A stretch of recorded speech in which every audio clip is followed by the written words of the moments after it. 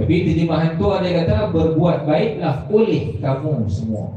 Kita tak ada lah inti terjemahan klasik ni, tak. Kita ambil dua-dua contemporary pun kita ambil, terjemahan klasik tu kita bukan. Nah inilah tutup guru kita alim dengan terjemahan ni lah.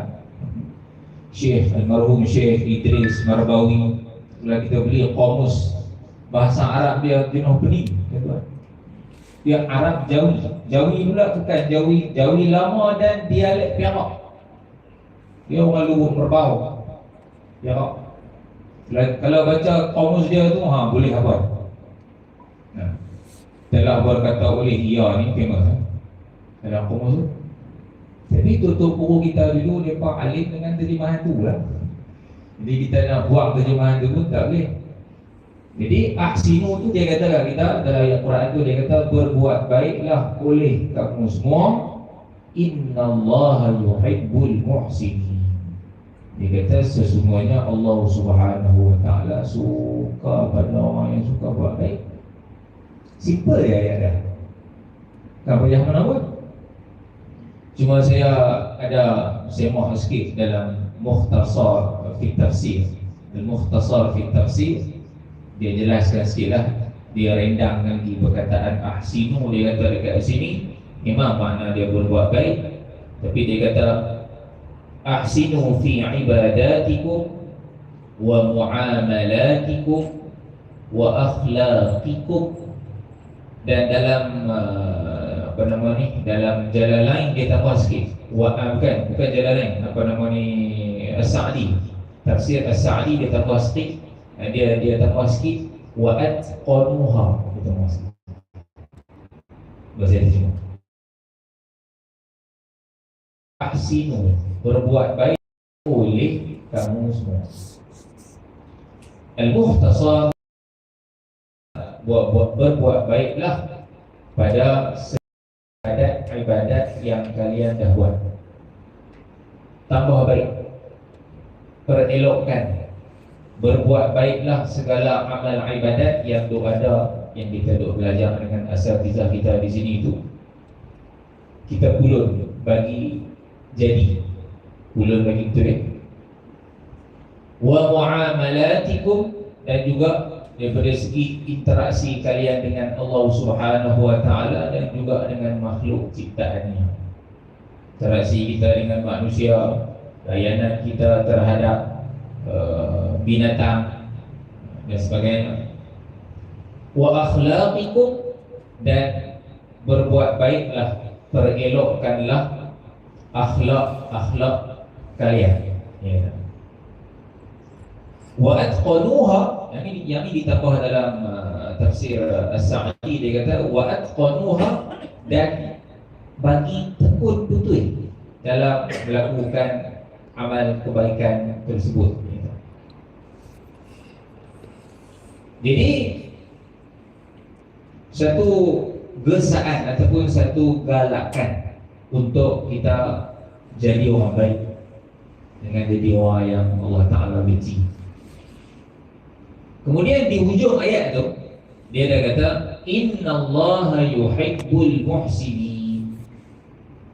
Sesungguhnya, kalau kita mengaji bahasa Arab, inna tu dia termasuk dalam partikel haraf taukid. Dia kata inna, dia kata haraf taukid, ta, waw, kaf, ya, dan. Kalau ibu-ibu nak mengeja Jawi, taukid dia panggil.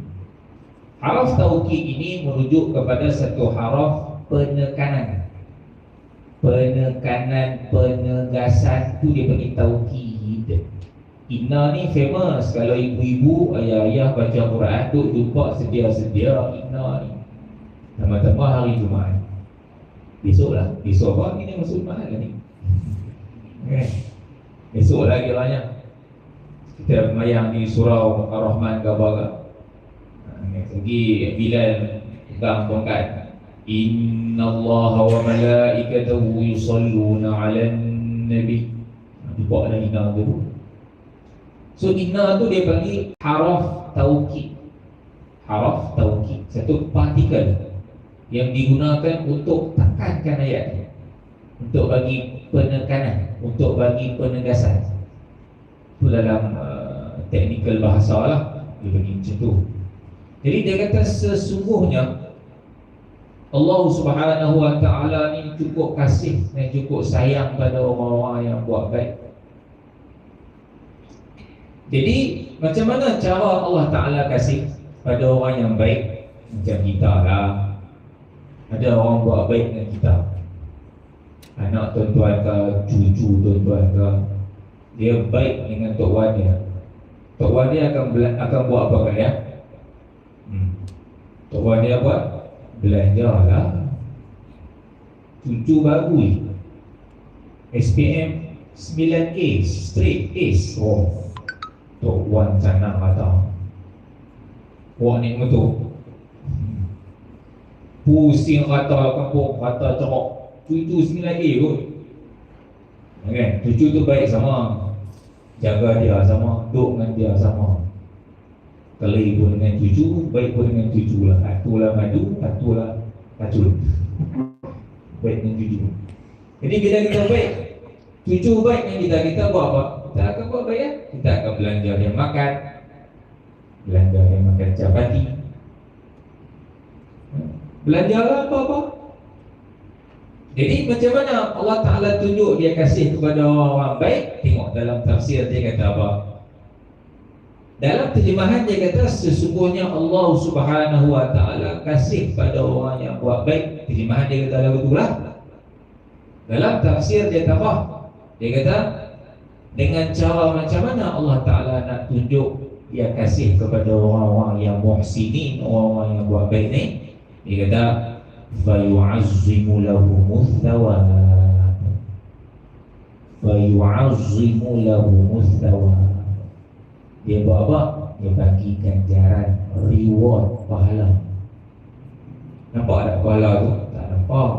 Macam ibu-ibu, ayah-ayah main surau malam ni, buat baik juga, buat jahat, buat baik lah, buat jahat pun pahala tu nampak.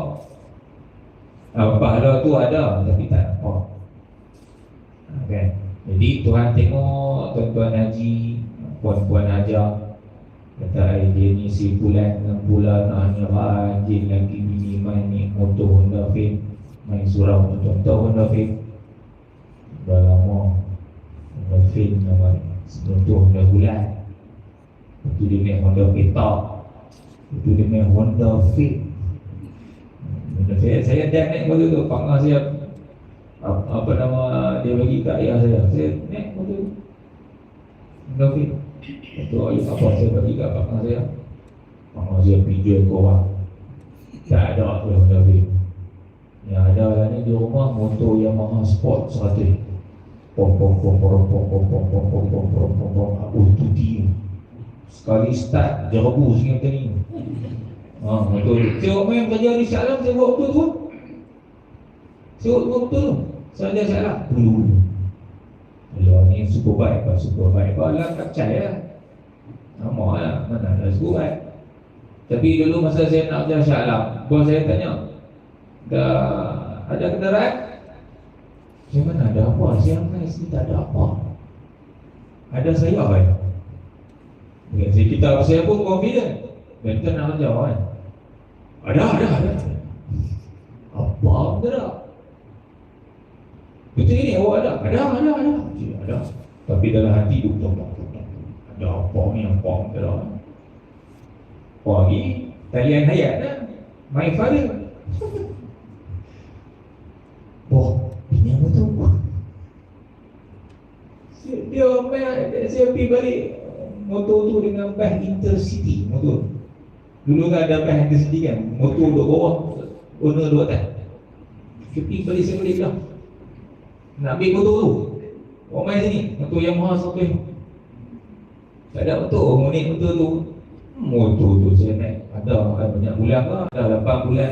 Tak setahun juga, bulan lagi sebenarnya insyaAllah motor tu. Tapi satu nak kena sabar. Motor tu kan dia plug di bawah. Bila kena ayak hujan, mampus tengah jalan. Oh tu meleceh semua. Ya, dah nak balik Shah Alam malam, kadang pukul sampai rumah pukul 12 baru saya sampai. Mampus pukul 12 tengah malam di Kajang. Lah, dia kena berhenti dulu. Berhenti buka pula. Dalam bawah tu memang ada macam komen lah. Buka, lepas tu lap dia punya plug kan. Lap pergi kering tu, bagi relax. Kalau tak lap pergi kering lagi, start dulu. Oh sudah. Takut tuan-tuan pukul 12 malam ibu-ibu tidur orang. Takut? Tak, dia nak menunggu pukul 12 tuan-tuan. Tapi macam mana? Itu dia yang ada pun. Start pilah, heret pilah dekat jalan tu. Macam salah.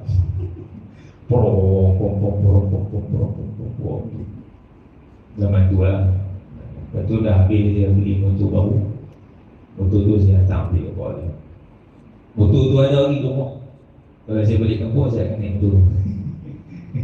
Motor tu sentimental sikit. Dia plate dia JCG 6432. Plate Johor. Pak dia Navy dulu. Dia beli motor tu di Johor. Dulu kan duduk di Navy, duduk di Woodland, Singapura. Saya duduk di Woodland dulu. Jadi pak saya biasa musik pak saya kata pak saya kata abang nak join motor ni biar. Hancur. Tenggelam orang ni. Tenggelam ibai hang katok. Pasal motor tu bagi dia sentimental value. Nama dia ada Navy dulu.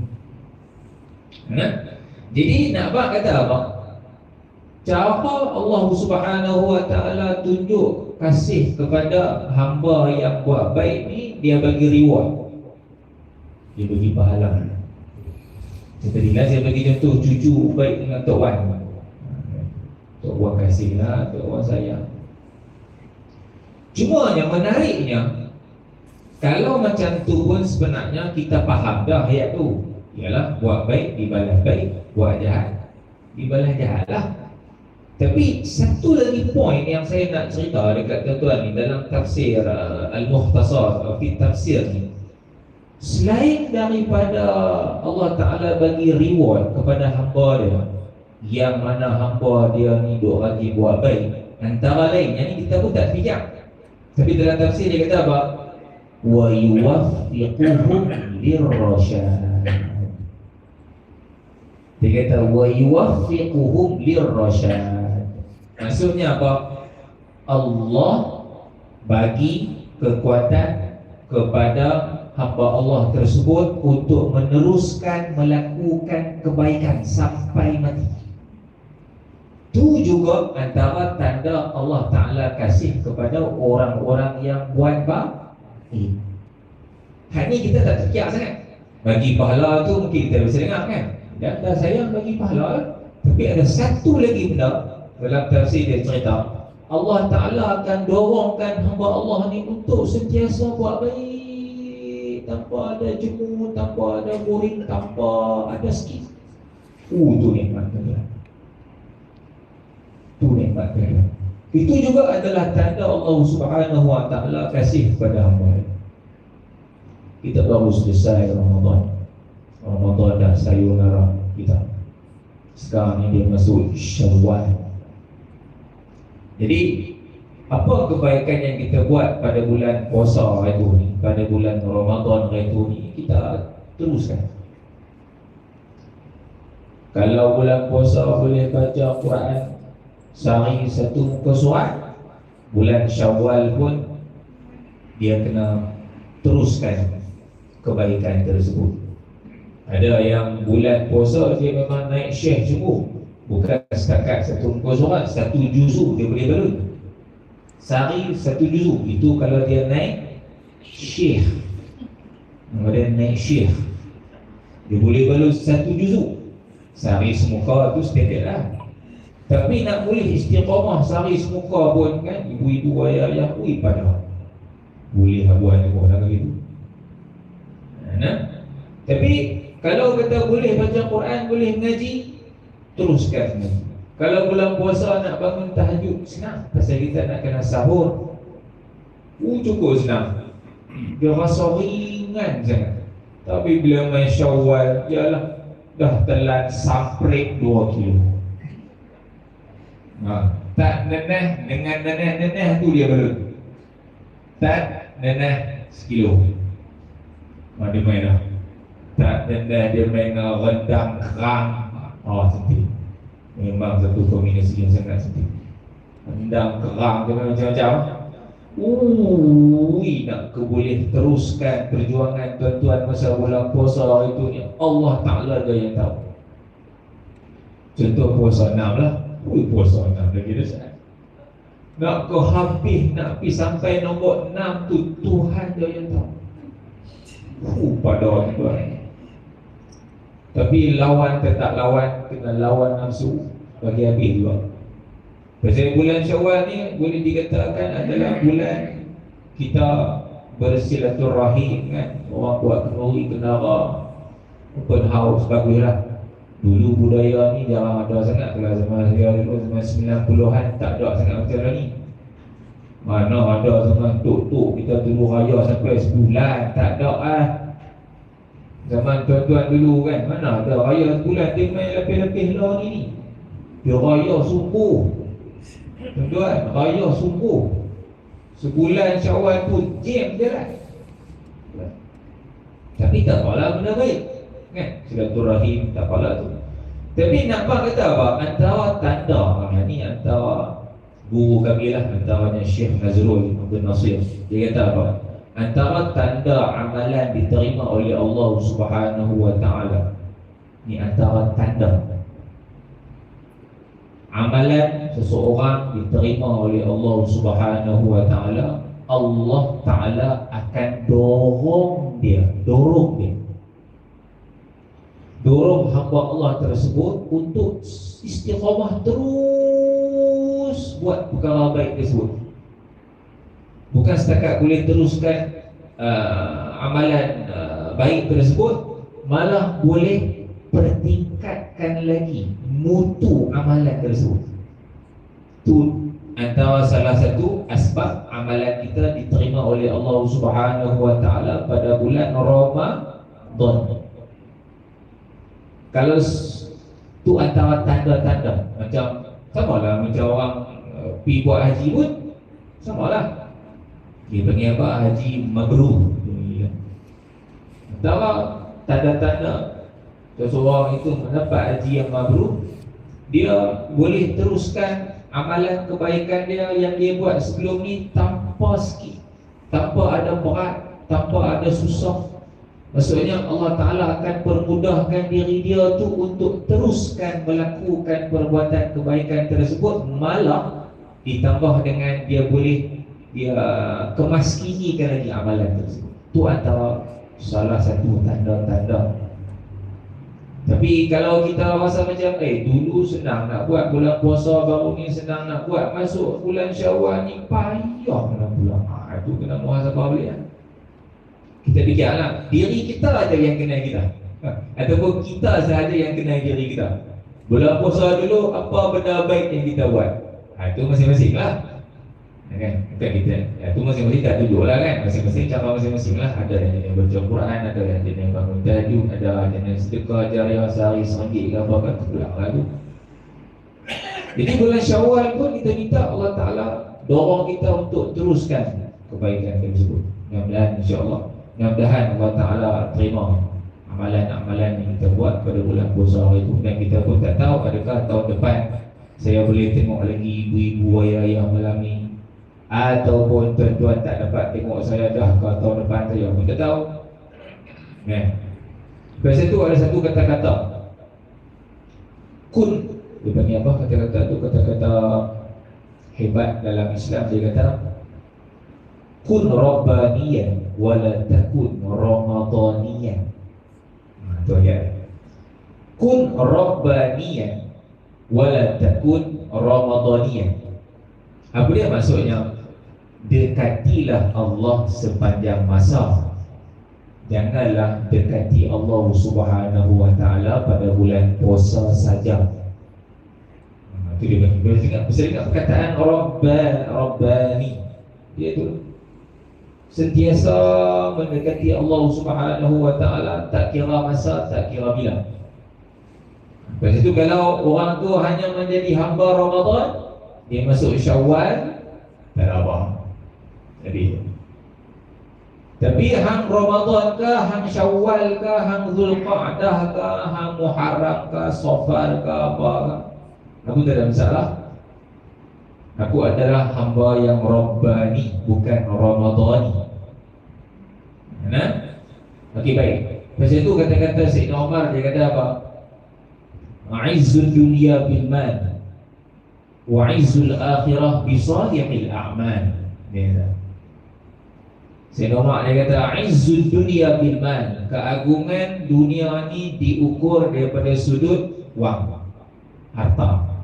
Siapa harta banyak, siapa duit banyak, dia akan mendapat keagungan. Orang akan puji dan puja dia. Tapi sebenarnya itu adalah keagungan dunia. Wa izzul akhirah, dan keagungan akhirat pula adalah dengan amal soleh. Banyak mana yang kita himpun, banyak mana yang kita buang. Okey, boleh nak? Ibu-ibu, ayah-ayah, sikit lagi nak habis dah. Sikit lagi.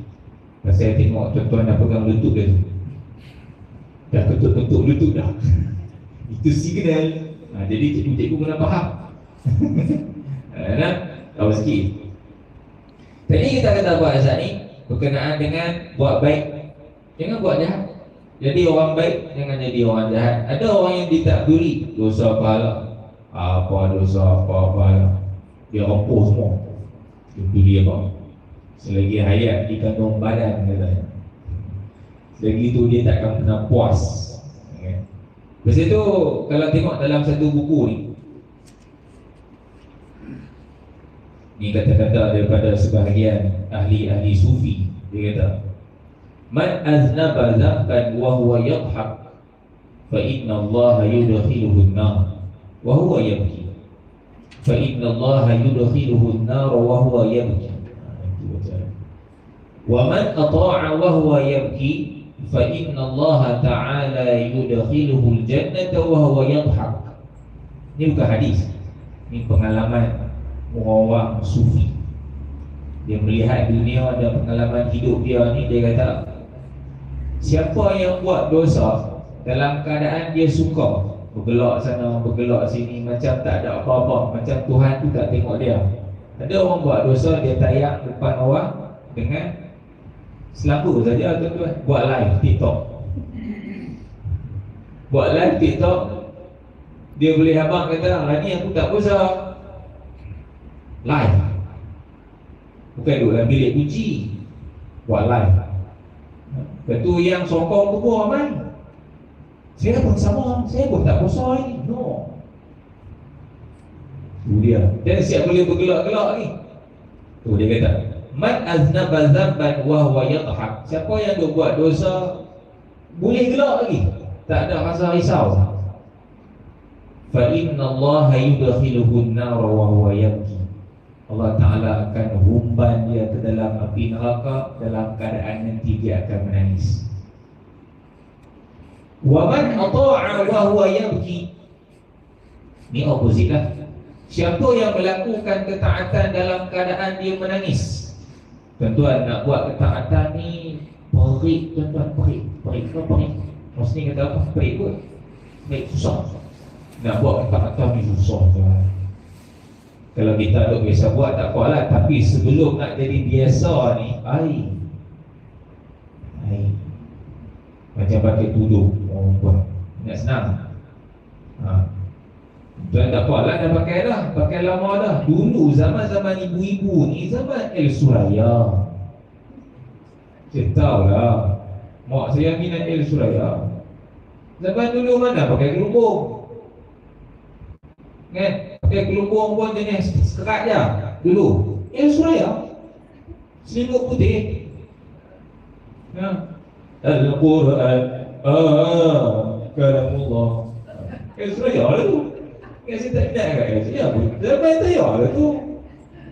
Zaman saya El Suraya tu ada lagi lagu tu. Al-Quran ting-ting-ting-ting. Tak kisah. Wah, boleh sakit. Tak sedap. Tapi lagu tu kan. Tapi dia main tahun 90-an, dia main ada Ustaz Ismail Qomor almarhum kan. Dr. Harudin adalah forum perdana ehwal Islam masa tu. Dr. lah ni, Dr. apa Haji Nau tu nama apa? Ridwanti. Dulu tak ada doktor lagi, dulu Ustaz Ridwanti. Dulu dah doktor lah, profesor. Zaman dia lah. Zaman dulu mana ada Ustaz-Ustaz Abdullah luar banyak. Dulu forum perdana Ustaz Syamsuri lah datuk lah.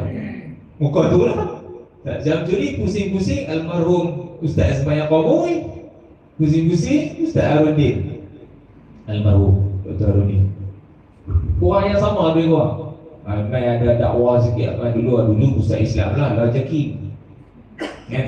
Dulu Ustaz Islam mai dakwah sikit pakai gelubung. Tapi nak boleh ke pakai gelubung rapat. Dulu ada ni yang ibu-ibu dulu, dia mana ada bidang amplop. Dulu ada ni pakai tudung, ada ni ada satu apa tadi panggil macam satu cincin tu. Dia buat kat sini. Sak tengah ni. Dia akan jadi lagu tu.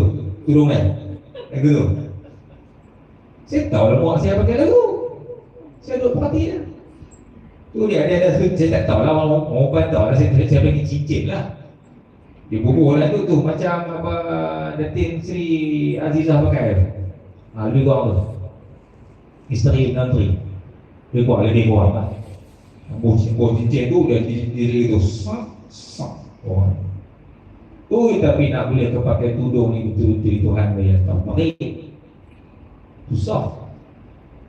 Ada yang sampai teriak pun dia tak mau pakai. Tu dia kata sini, siapa yang melakukan ketaatan dalam keadaan dia menangis. Dia menangis ni rasa susah, rasa nak kena mujahadah tu lebih. Fa inna Allah Ta'ala yudkhiluhul jannata wa huwa yadhhak. Tuhan akan masukkan dia ke dalam syurga dalam keadaan nanti dia akan gembira. Buat baik payah, nanti Tuhan bagi dia gembira dalam syurga. Baik nak? Sebab itu azab neraka ni bukan benda main dalam ubat. So jangan ada yang di kalangan kita ni yang bercita-cita nak rasa alah tak mau Ustaz nak rasa sikit pun tak apa lah. Tak ngambil lah Ustaz nak rakyat dulu lamik-lamik syurga. Biar kan orang mukmin ni selagi mana dia tak syirik dia akan masuk syurga. Kan? Orang Islam kita ni selagi mana dia tak syirik kepada Allah dia masuk neraka dulu. Nampak lah Ustaz, nak pakai dulu lamik-lamik syurga. Teo panas pun hampir cakap dah. Kau teo panas? Teo panas pun hampir. Teo panas pakai dulu lamik-lamik syurga. Jangan buat pasal. Betul. Pasal kalau ibu-ibu, ayah-ayah baca antaranya surah An-Nisa ayat 56. Ayat tu kalau baca cering bulu roma, orang kita panggil cering bulu roma. Tahu cering bulu roma? Seriau. Kullama natijat juluduhum baddalnahum juludan ghairaha liyadhuqul azab. Quran kata. Setiap kali kulit penghuni neraka ni hangus dibakar oleh api neraka, baddalnahum juludan ghairaha, kami akan gantikan pula kulit yang lain untuk dia rasa azab api neraka tu macam mana. Kalau bakar hamba Allah tu mati terus tak apalah. Ni habis bakar kering, habis bakar hangus, Tuhan tumbuhkan balik isi kulit tu. Bakar pula all things. Sebab itu jangan tak nampak Ustaz, nak pakai dulu lamik-lamik syurga juga. Surah dia baca surah An-Nisa. Syurga. Tu kullama natijat juluduhum badalnahum juludan ghairaha. Kenapa Tuhan buat lagu tu? Liyazuqul azab. Untuk bagi dia rasa azab aku yang tidak terberi ini kata Allah Subhanahu wa taala. Baik, ibu-ibu, ayah-ayah yang saya kasihi sekalian, penutup saya ambil satu kata-kata dalam buku ni. Dia kata tuba liman kana aqluhu amiran wa hawahu asira wa wailul liman kana hawahu amiran wa aqluhu asira. Bahasa orang tua-tua dulu ni, dia punya cakap tu, rima belakang tu sedap bunyi dia. Kau tahu rasa tak sedap? Kau tak rasa apa-apa. Orang tua ni ayat orang tua-tua dulu. Tuba liman kana aqluhu amiran wa hawahu asira, wa wailul liman kana hawahu amiran wa aqluhu asira. Ini betul. Nabi. Tuba ni dia kata beruntunglah. Jadi mana dia? Liman kana aqluhu amiran. Beruntunglah orang yang menjadikan akal yang Allah Ta'ala kurniakan kepadanya itu sebagai raja. Ini ayat orang tua dulu. Beruntunglah bagi manusia yang menjadikan akalnya itu sebagai raja, wa hawahu asira, dan dia jadikan hawa nafsunya itu sebagai tawanan. Asir itu tawanan. Mana kata apa kiasan di sebalik akal sebagai raja, nafsu sebagai tawanan? Fikir dulu sebelum bertindak. Jangan bertindak sesuka hati. Dia abang tu Tuhan bagi akal, suruh fikir. Boleh buat tak benda ni? Kalau buat, apa dia punya kesan dia? Tuhan bagi akal. So siapa yang merajakan akalnya, yang menjadikan nafsunya sebagai tawanan, tuba, untunglah dia. Wa wailul liman kana hawahu amiran wa aqluhu asira. Ni opposite. Dan dalam kitab ni dia kata wailun. Tuan-tuan bisa dengarkan perkataan wailun. Wailul li kulli humazatil lumazah. Wailun makna dia, makna ibu-ibu ayah dia kata makna celaka. Celakalah, malanglah, siallah bagi mereka yang menjadikan nafsunya itu sebagai king, sebagai raja, dan akalnya sebagai tawanan. Opposite. Siapa yang menjadikan nafsunya sebagai raja dan akalnya sebagai tawanan, maka kata orang tua-tua dulu, dia kata wailun, celaka hidup. Sebab dia jadikan siapa sebagai raja, dia jadikan hawa nafsunya sebagai raja. Wallahu a'lam. Moga-moga perkongsian ringkas saya pada malam ini membuatkan